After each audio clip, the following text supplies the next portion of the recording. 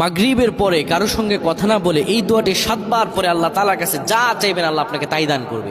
অভাবে আছেন, ঋণগ্রস্ত আছেন, মাথায় টেনশন, ঋণের বোঝা, বাড়িতে থাকতে পারতেছেন না, আল্লাহ সব আপনার পেরেশানি দূর করে দেবে ইনশাআল্লাহ। যদি আপনি আমলটি করতে পারেন, আমল মানুষের জীবন বদলিয়ে দেয়, আমল মানুষের জীবনকে পরিবর্তন করে দেয়। আল্লাহ তাআলা আপনার সব দোয়া কবুল করে নেবেন ইনশাআল্লাহ।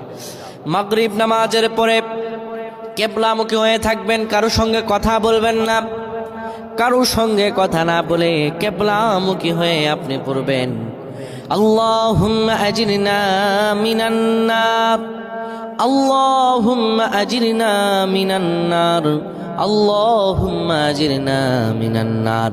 যদি এটি আপনি মাগরিব নামাজের পরে কারোর সঙ্গে কথা না বলে পড়ে 7 বার পরে দুটি হাত তুলে আল্লাহর কাছে দোয়া করেন, আল্লাহ জাহান্নামের আগুন থেকেও বাঁচাবেন এবং আল্লাহ আপনার সব দোয়াগুলো কবুল আর মঞ্জুর করে নেবেন।